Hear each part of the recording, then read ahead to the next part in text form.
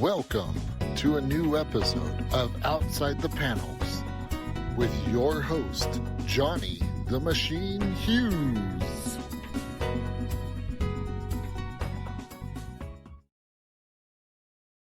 Episode of Outside the Panels. I'm your host, Johnny the Machine Hughes, and as you know me by now, I love a good Kickstarter. And this time around, I have a returning guest. Fresh off the heels of a previous Kickstarter, we have the ultra talented John Kratky. John, how's it going? I'm great. Thank you for having me on. You're more than welcome. More than welcome. So, what's new? What have you been up to since last we spoke? Well, the last time I was on was for the comic book graphic novel Getting Back to Normal. We successfully funded. It was quite the battle, but we got there. So now I'm back today with my new book. It's the fourth issue in a series called Home Free. So we've been funding these for a while. I think since 2020, 2021. I think that was the first one. So we're winding it up. This is the fourth issue. The fifth issue will be the last. So we're getting there. Well, so this is the penultimate. This is the one where the tensions are raised even further. Excellent. Oh yeah. It's on Kickstarter now. You are doing fantastically well. It has to be said. We're going to have a look at that in a moment. We're just going to have a quick look at the video on the Kickstarter page. So give me 2 seconds to get that all queued up and ready to go. Where do I want? There it is. Here we go. And here we have it. It's there, ready to go. Boom.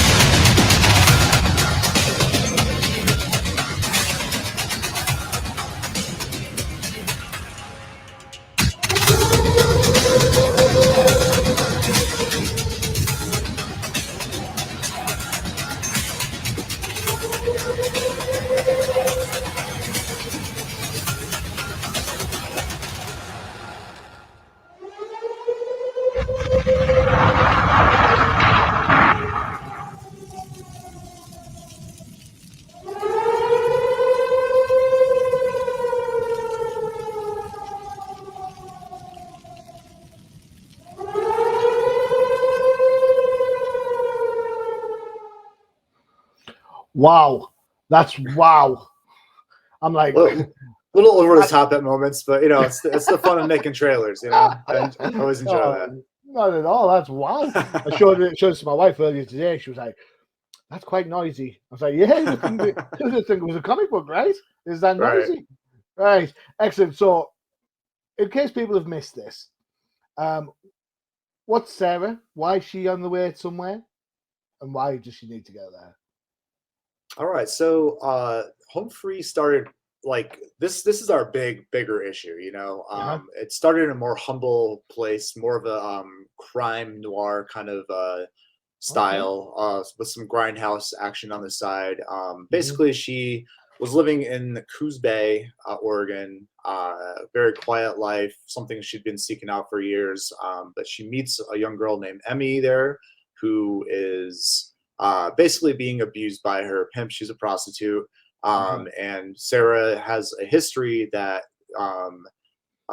is close to what Emmy was living. And so she decides, hey, I'm going to help you escape and get out of this and take you home. But that's not so easy to do.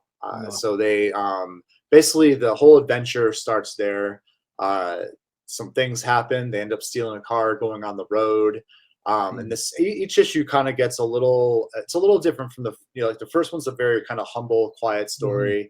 with the bang of an ending. Then it goes into like more of a kind of almost like an exploitation grindhouse actiony car chase kind of story. But then it gets back into some high drama in that one. And then the third is a very quiet, almost Western noir. Before we get into like the big 2-part finale, where Sarah's basically on the road. She thinks all her life she just kind of runs away, Right. So what she's doing again is just running away, just trying to escape like parts of her past that she's not happy with. And there's old people from her past are kind of rising up to the things that are going on in America right now. And she's trying to kind of escape those memories. So she thinks that, let me go to the Mexico. So she's trying to get to the Mexican border at this point, just to get out of America, because also in America, it's kind of in this downfall right now. There's a lot of political strife going on, a lot of opposing sides, and we're coming up on the anniversary of something called the Labor Day Massacre, which happened 10 years prior, where a bunch of bombs went off across the country, and like terrorist act, and there's a surveillance state kind of rose up out of that, and that's what these protests that are happening are about. And she's kind of coinciding with her escaping, kind of falling right into the middle of a huge protests turns sort of urban warfare. So cool. Yeah. So there's a lot going on. It's interesting how you mentioned like each issue has its own sort of genre, because I looked through some of the stuff you've sent across. I've looked at the Kickstarter page, and I was getting like some Walking Dead influences, on the road, trying to get away from a crowd. I was like, is this a little bit Walking Dead? And obviously there's no zombies in it, but that still sense of that terror of trying to get away from a mob mentality is quite prevalent. Huge influences in my life, like George Romero. I love the guy. His original Dead trilogy, So yeah, I would say there's definitely some of that. In The Walking Dead, I was a big fan of that comic. Just like that, she's in this situation finally where she's, alone, but like surrounded by just people that don't know who she is, and they've got their own agendas, and she's just trying to work her way through it. She's out for herself, she's not involved. And she's just trying to live and survive and get out of the country at this point. And yeah, these opposing sides are just all around her, kind of, just getting stuck in the middle of it, the way you would get stuck in a zombie apocalypse, I guess. Just people everywhere, and they're just out for their own thing. So I have to ask, why Mexico? I mean, I've been to Mexico a few times. I can see the attraction, but I don't think she's going to an all-inclusive resort. Right. I think for her, it's just it's just another place to escape to. She's been all up and down the West Coast throughout her life. I've written Sarah before in a previous graphic novel I did with Michelle, the artist for this series, and co-creator, called The Black Wall. And then I'm actually writing a novella right now that's being released with this comic called Stop Through, where I'm going a bit into her past with that one too. But this is like her life. It's one of just trying to escape, but running just has never worked before, but it's just an old habit, and this time she's just trying to go someplace where maybe she can just disappear, and that's why she's choosing Mexico. Plus it's like, it is a classic trope that I've always loved, got to get to that Mexican border, escape America, and then you're free. So I think there's a little bit of that in her, like, what do I do now? Hey, maybe I can just disappear down there and just find that freedom that I'm looking for, that personal freedom, I guess. The personal freedom. It's interesting because you talk about how she's moved she's on the run from Oregon all the way down the West Coast. This must be a really tricky kind of line for you to draw, or write even, I should say, because you've got a character that likes to run. Now, the common denominator from all the places she's been is her leaving.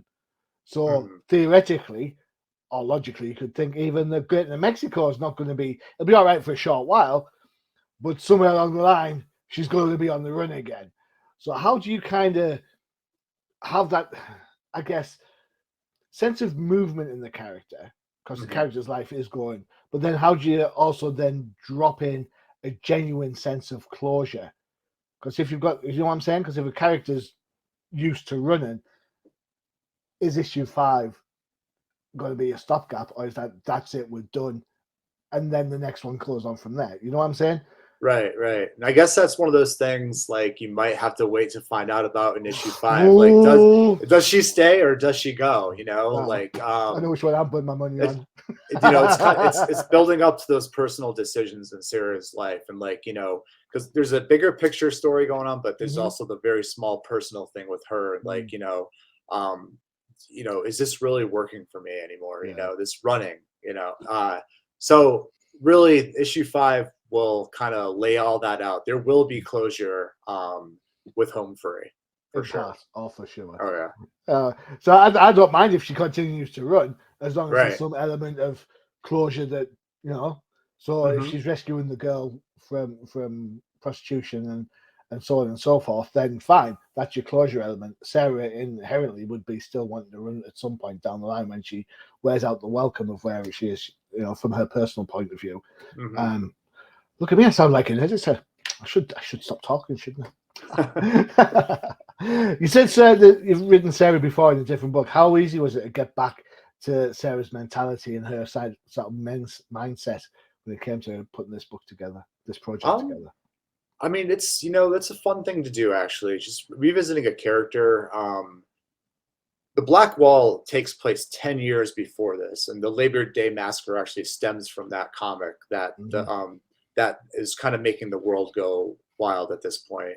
But coming back to her, it wasn't hard, and actually writing this new novella, just kind of doing a midway point with her, it's really fun because you're just exploring different aspects of the character. She's a completely different person than she was in the Black Wall, because she's about 17 years old. Here she's about 27, and we know those decades, man. We change a lot in those decades. And with her life and the way she's lived it, and the things she's had to do, and things she's seen, you can imagine she's the kind of person who ages a little faster than the rest of us. So she's light years away from who she is in that Black Wall. So it was interesting to kind of come into a completely different person, you know. And it's really fun writing Stop Through right now, because there I'm like really getting to explore this like midway point, like where she's making some of the decisions that affect her life in this comic, and like she's coming from some of the places directly where she was in the last one. So it's interesting to kind of just paint that growth and kind of really get into the character a lot more. She's someone I can see, you know, who knows, after Home Free, maybe 10 years from now, there'll be another chapter of her life that me and Michelle work on together, you know. Excellent. What is it do you think about the sort of like the I had the word in my mind and it's just gone, the kind of female anti-hero that's so popular, you know, the kind of bad girl doing good things for bad reasons, or bad things for good reasons even. What is it? Why is it we like characters like that?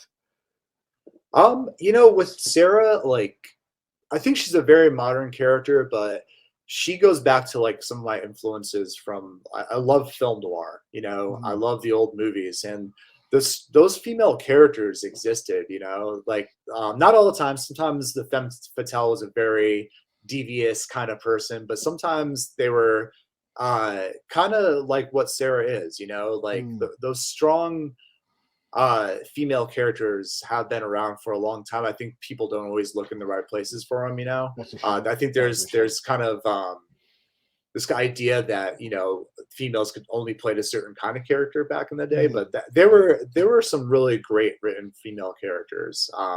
And with Sarah, I want to build upon that legacy. But the thing about strength is, I think just strength is boring, you know. There's got to be complications within the character. I mean, she's not always you know, she tries to make the right decisions. A lot of her decisions come from self-defense, you know, but, you know, the things she's had to do in her life, you know, she's not coming from a place of, she's complicated, you know, her past and her history really paints into the character, and she's kind of got this stoic, like, she tries to paint herself as a stoic person, but inside, you know, she's broken up. You know, there's things she's fighting all the time. So, you know, it's just, she's just the kind of character that I write. You know, I've been, you know, I really enjoy writing her. So I hope when people read this, they understand. Yeah, she's strong, but not totally. You know, there's a lot going on inside her. There's kind of the element of being a strong character to do the things you need to do. There's also the elements of, one, the ramifications, and the two, the things that it takes out of you to be strong, right? Because I mean, you've the ramifications of your actions, and also the, you know, can I get up again to take on the next challenge, or and so on and so forth. And you kind of, you know, that it's that angst. Is that the right word? It's that kind of conflict, that inner conflict that drives, I think, the interesting characters. You know, we want to see characters not fail. That's not what I'm trying to. Well, I suppose that we are a little bit. We want to see them kind of have real life experiences. And if you do something that's hard, emotionally and mentally, there come a point where you think, well, you know what, I couldn't do that again. Right. I can't go through that again. And with, I suppose, with characters like Sarah, you get the chance to actually say, well, guess what you do in issue 3? Yeah, I think that's one of the important things with Sarah is, like, you know, she is in these situations that, you know, obviously we're not all getting stuck in these situations that she's in, but I try to keep everything like fun and grindhousey to a point, but also very realistic and dark at the same time. It's like I try to get that balance in there, and her reactions to these things, I think, are very real. And like at this point, she just knows she's a survivor. She's always been a survivor, but she knows that in order to get out of this one, she's really going to have to push herself and do some things that, you know, deep inside she doesn't want to do, but she's kind of put in a spot where she doesn't have much of a choice, you know. Cool. Poor Sarah. more fun for us. Yeah. All right, we'll take a quick break there before we get into the book a little bit more and some more art. We'll have another look at the Kickstarter. Where should we go? I'll tell you what. We haven't heard this one for a while. For everyone who likes everything a little bit Korean, K-pop Cosmo. It says, when the play works. Here we go.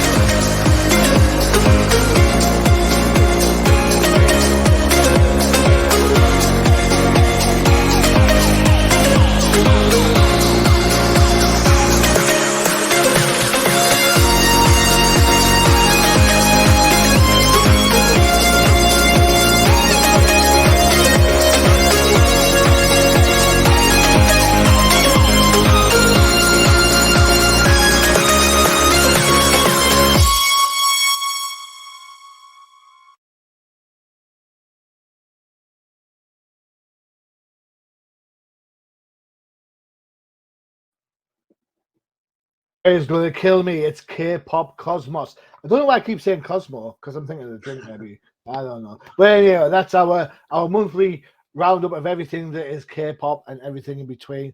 As I've said before, it looks like Dance and Power Rangers to me. I don't know what I've missed. Maybe it's just an age thing. I don't know. Right. You mentioned film noir. This book, very much like Getting Back to Normal, is black and white.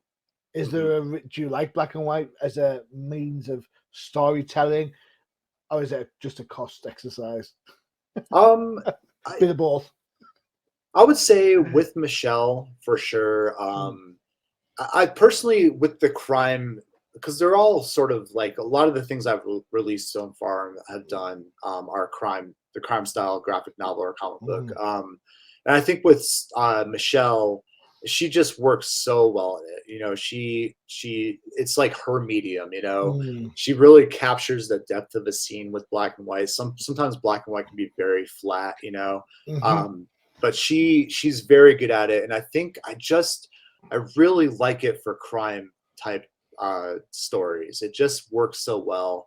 My influences, I love a lot of old films, and just that black and white look is like ingrained in my soul, you know. So it feels right. I'm not saying it's always gonna be black and white. I'm working on a horror project right now that's gonna have minimal color, and you know, who knows? Maybe I'll move on to like full color after that. But with the crime stuff, I just really enjoy the medium, and Michelle is like, I feel like she's going to be recognized eventually. Like, you know, I'm not just saying this because I work with her a lot, because we do have another project we're working on after Home Free. But I just feel she's going to be known for this, you know, as the black and white crime comic artist. You know, I think it's going to take a little time, and I'm going to have to like really push to promote us a lot more. But I feel like she's going to get there. You know, I love the black and white. I think it rocks. I think I'd rather see emotive black and white art than poorly colored comics. And I think, no disrespect to any creator out there, I think one of the things that I notice the most when I look at some Kickstarters and small indie books, the thing that stands out to me is it can be the colors. It is sometimes the colors aren't as vibrant as you'd expect, or they're a little bit too flat, or they haven't been layered correctly or whatnot. So black and white for me, it's fine. It dials up the tension. It kind of it helps with the reader's perspective, because you have to just take it at face value, and you don't have to worry about anything else that goes on. Right. You know. Right. So what was I did a show yesterday at the Old Timers, and we did comics that got banned by the Comics Code, or comics that didn't have the seal on. And we looked at like an early Amazing Spider-Man, I think it was 96 or 97. And in it, Randy Robertson's having an argument with Harry Osborn. And if you take away the colour of that scene, it's just two characters having an argument. You put the colour in, and it changes the whole dynamic. You know, is it just an argument about poverty versus wealth, or is it now an argument between African American and white? And you're just kind of like, what are you trying to do? And I think sometimes there's where you can have those discussions, and they'll bring in elements of politics in the comic books, and you don't have to be so, I don't know, in your face about using color about it. You know, you can make the art can demonstrate ethnicity. The art, the writing, and how people speak can demonstrate ethnicity. You don't need that kind of like wow in your face element nowadays. And I think black and white allows creators to craft their art more. There's no shortcuts, surely. Right. Yeah, I know. I feel like, you know, just I'm into like I'm not opposed to color. It's just like, you know, like you're saying right now, it's just for the right projects. You know, sometimes a project is just meant to be black and white, and like, you know, she does a little more because she puts a little the shading in there, and like brings out the color, brings it out a little more. And then, you know, but yeah, like if I was doing like, you know, I have this other comic in my mind, but like it's definitely got to be like I'm not going to talk about it because like the idea still has to work out, but it's got to be color, you know. Like it's just there's no way that comic could be a black and white comic. It would have to be color. I mean black and whites are making a huge return. I mean DC, for example, post out every other month, it seems, and Marvel to an extent, black, white, and whatever color, you know. Black, white, and blue for Superman, black, white, and red for Harley Quinn. There's a gorgeous looking black and white Darth Vader cover kicking around somewhere, and you think so. You know, no one's against the idea of black and white. It's just when you look at it on the rack, and it just makes, for me, it just makes the book stand out that much more. because everything else is just wall to wall. Like wow. Right. Yeah. I guess with black and white, I think in Western comics isn't as huge as it. Back in the 70s, it'd be easy to. All those old horror comics were all black and white in the 70s and all that. But manga, like all of that's black and white. Indeed. So it's not like I don't think people are into black and white. It's just not huge with Western comics. But I think I think it's sometimes a harder sell. But there's definitely fans of it out there. Maybe I just see too many, and I just think, wow. I remember one of my first I don't know, my first forays into puberty. This is kind of a bit odd, so I apologize for this bit segue, but you'll get the point. I had some birthday money left over. I must have been, about 9, 10 or something like that.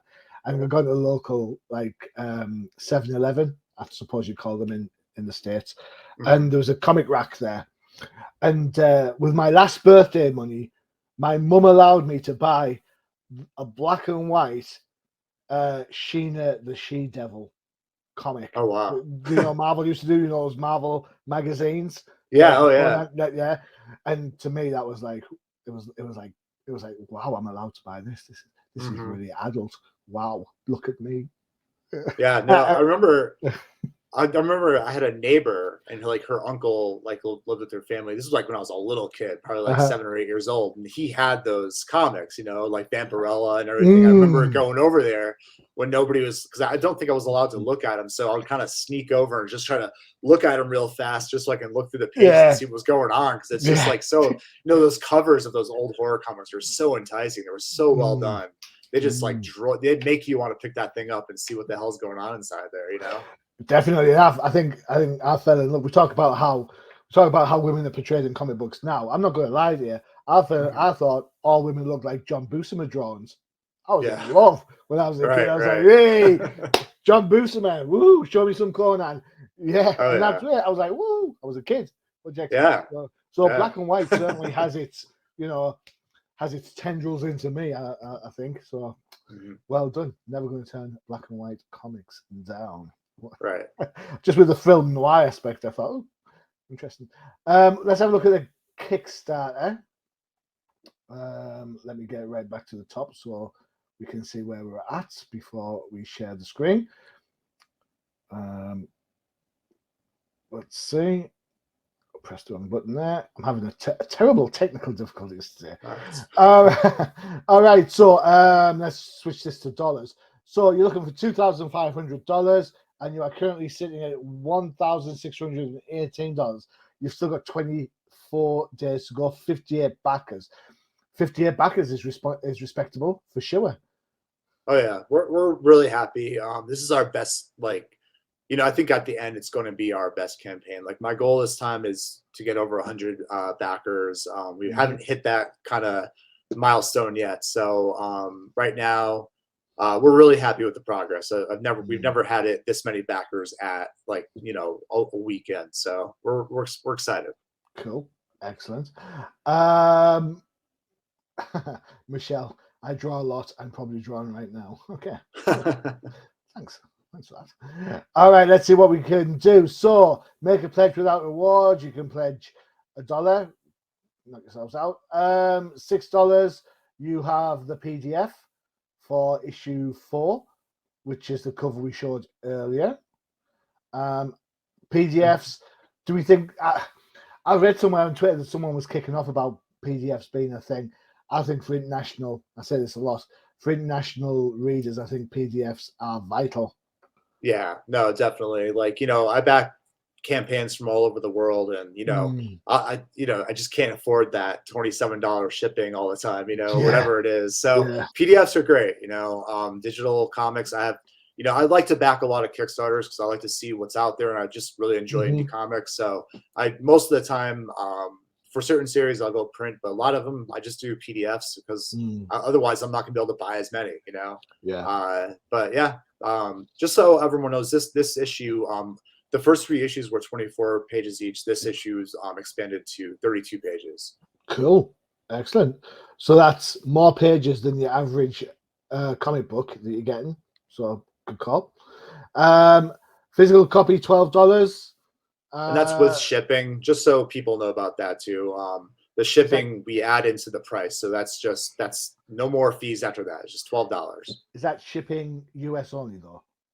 Yeah, for this campaign, I was thinking on the last issue, number 5, so that since that way people can kind of get everything if they're interested, rather than having to spend, all the extra money on shipping every single campaign. I think we're going to open it up to international, because I did that with Getting Back to Normal, and really it wasn't that difficult for me to figure out like what to charge and everything.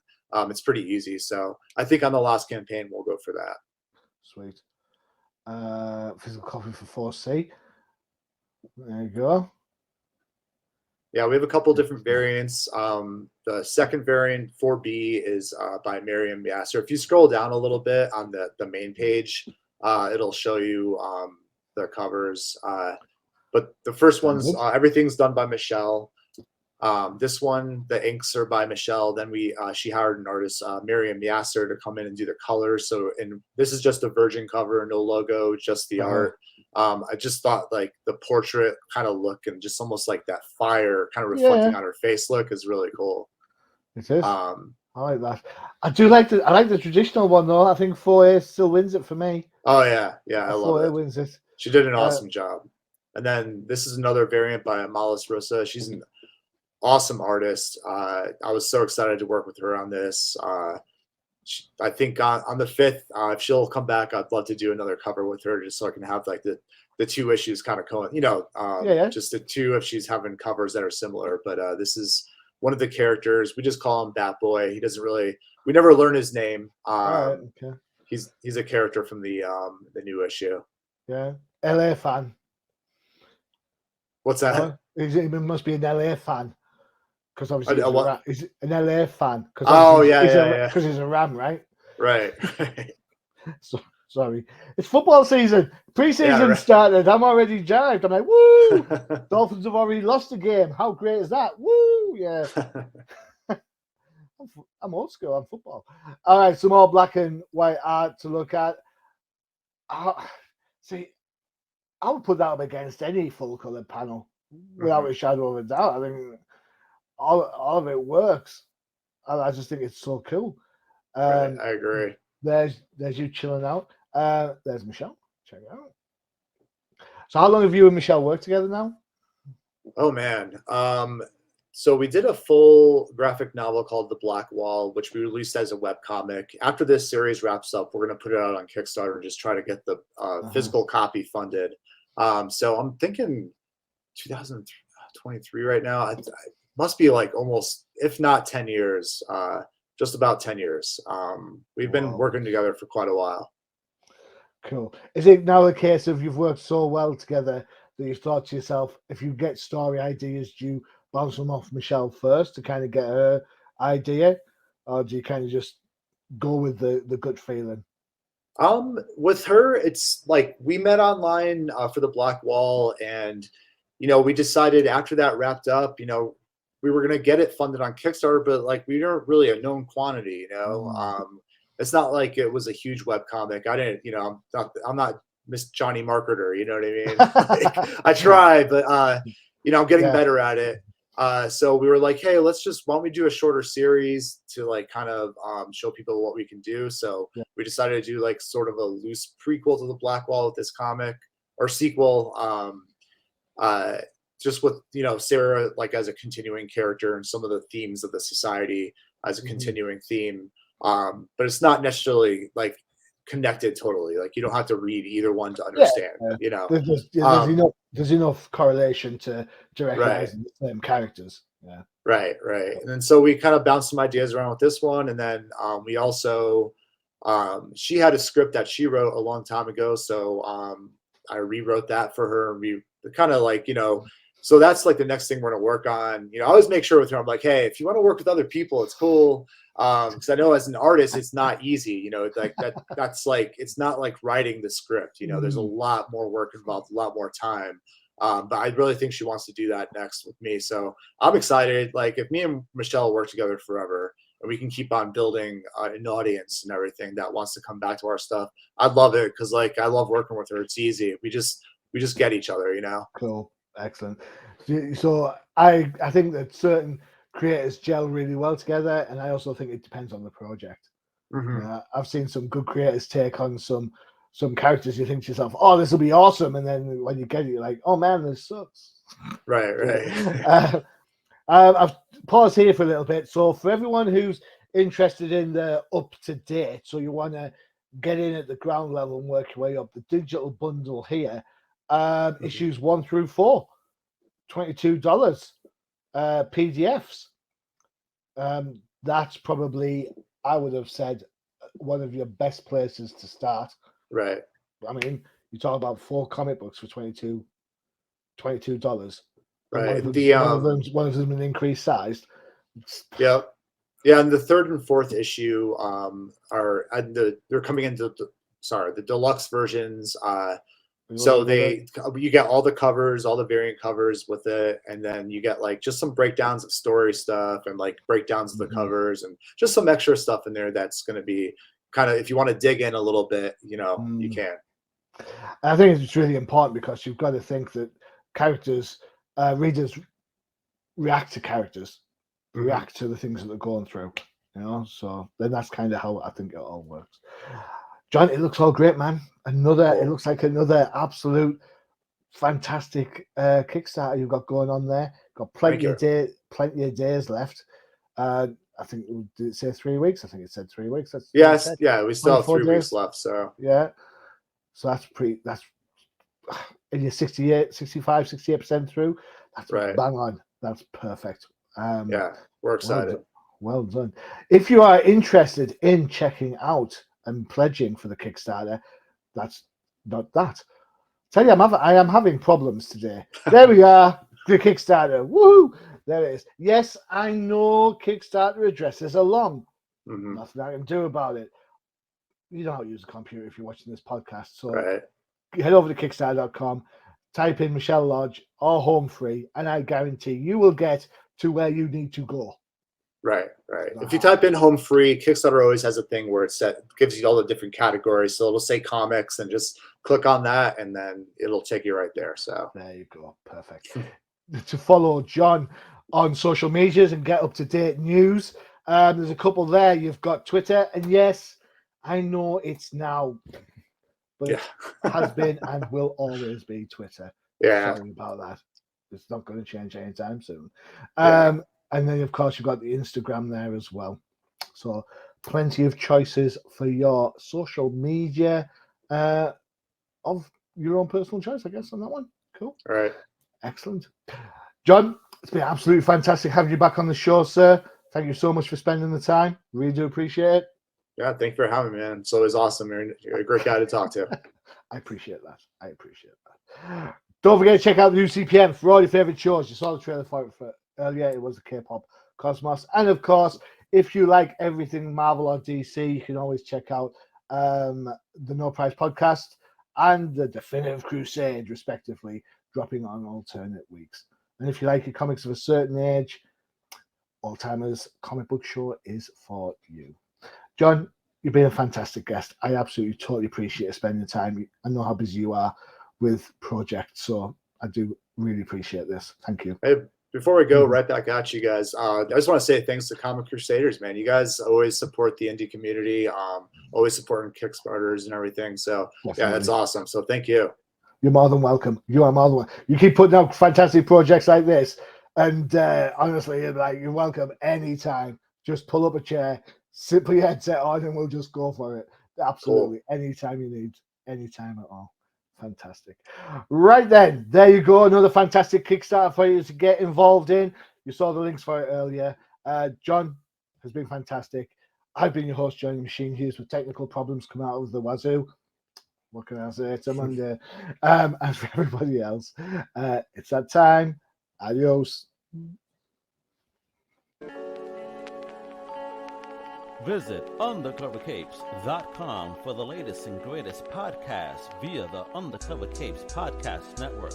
Also visit our parent company website, comiccrusaders.com, all about comic pop culture.